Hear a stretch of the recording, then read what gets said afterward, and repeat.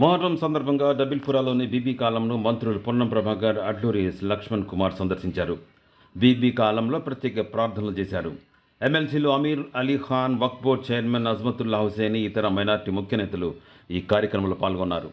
రవాణా మంత్రి పొన్నం ప్రభాకర్ డబిల్పురాలో మొహర్రం సందర్భంగా బీబీ కాలం సందర్శించారు.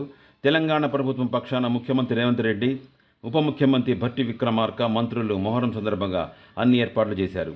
వందల ఏళ్ల నుంచి ఆనవాయితీగా వస్తున్న ఊరేగింపు కోసం ఏనుగును తీసుకువచ్చారు. ये न्यूज़ को पेश करते हैं हैदराबाद होम अप्लायंसेस। ఈ రోజు నేను మైనార్టీ శాఖ మంత్రి లక్ష్మణ్ కుమార్ గారు రావడం జరిగింది.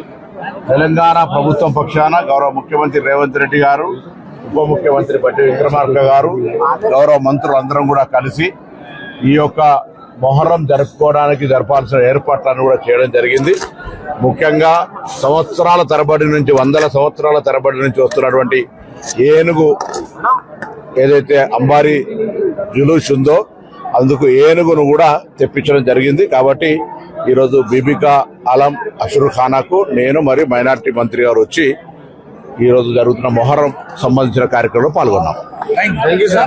రేవంత్ రెడ్డి గారి యొక్క నేతృత్వంలో మా మైనార్టీ సోదరులకు బీబీకా హలం ఈ పవిత్రమైన స్థలంలో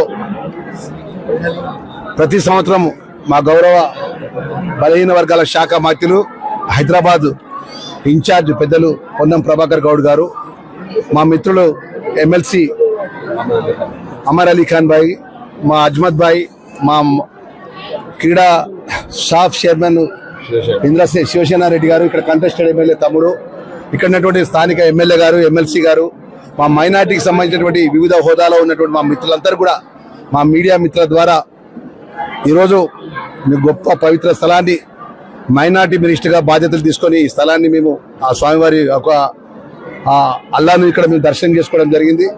ఈ సంవత్సరం గౌరవ ముఖ్యమంత్రి గారు పోయినసారి 50 లక్షలు ఇస్తే ఈసారి ముఖ్యమంత్రి వర్యులు, ఫైనాన్స్ మినిస్టర్ గారు, మా ఇన్ఛార్జ్ మినిస్టర్ గారు 50 లక్షలు 70 లక్షలు ఈ యొక్క పండుగకు ఇవ్వడం జరిగింది, ఈ ఫెస్టివల్ కు. అదేవిధంగా ఏదైతే అంబారీ ఎలిఫెంట్ 10 లక్షల రూపాయలు ప్రత్యేకంగా కూడా కేటాయించడం జరిగింది. భవిష్యత్తులో మైనార్టీకి సంబంధించిన వెల్ఫేర్ డిపార్ట్మెంట్ ద్వారా అనేక నిరుద్యోగులకు సంబంధించినటువంటి రాజీవ్ వికాస్ కానీ ఇంకా అనేక సమస్యల విషయం మైనార్టీకు అండగా ఉంటామనే విషయాన్ని కూడా తెలియజేసుకుంటాము.